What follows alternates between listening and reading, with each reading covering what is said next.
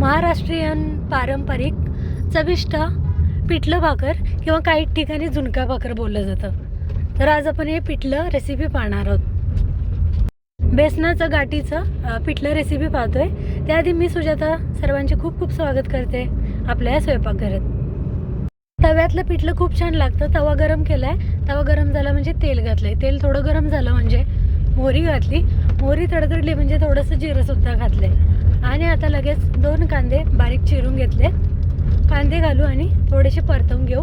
कांद्यासोबत कढीपत्ता असेल तर नक्की घालायचा आहे. कढीपत्ता, लसूण 7 ते 8 पाकळ्या ठेचून घालायच्या आहेत. हिरवी मिरची वापरली तरीसुद्धा चालणार आहे. तर आपण हे लाल तिखटामध्ये किंवा हिरव्या वाटणातलं हिरवी मिरची घालून बनवलं तरीसुद्धा चालणार आहे. कांदा थोडासा परतवून घेतला आणि टोमॅटो बारीक असा चिरलेला घातला आहे.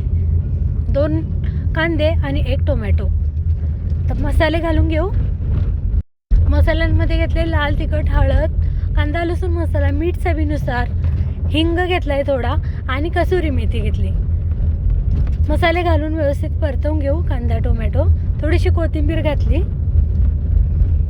कसुरी मेथीमुळे ना खूप मस्त असं आहे पिठलं बनलं जातं. पाणी घालून घेऊ थोडंसं.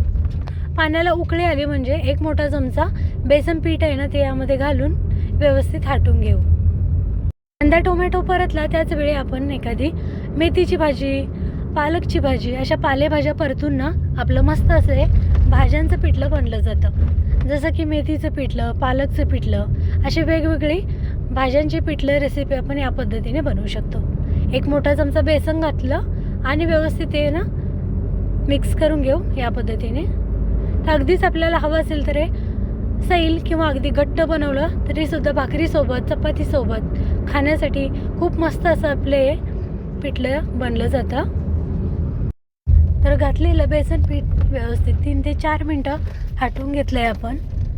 आणि या ठिकाणी आपलं पिठलं बनलं गेलं आहे पाहू शकता. तर शेवटी ना झाकण ठेवून 2 ते 3 मिनटं वाफवून घेऊ. 2-3 मिनटं वाफवून आपलं पिठलं मस्त असं बनलं गेलं आहे. सैल असं हे बनवलं आहे किंवा अगदीच तुम्हाला असं हे सैल नको हवं असेल ना तर थोडंसं हे आटवून घेतलं म्हणजे सुकंसुद्धा आपले मस्त असं पिठलं बनलं जातं गाठीचं. ठिकाणी मस्त असं आपले पारंपरिक पिठलं रेसिपी अगदी 5 मिनटात बनवून तयार आहे. तर पिठले रेसिपी तुम्हाला कशी वाटली नक्की सांगा. व्हिडिओ आवडला तर व्हिडिओ खाली 1 लाईक करा.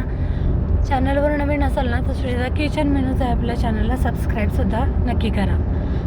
तर वरून थोडंसं तुपाची धार घालून भाकरीसोबत आपलं हे पिठलं खाण्यासाठी तयार आहे. तर पुन्हा भेटूया. धन्यवाद.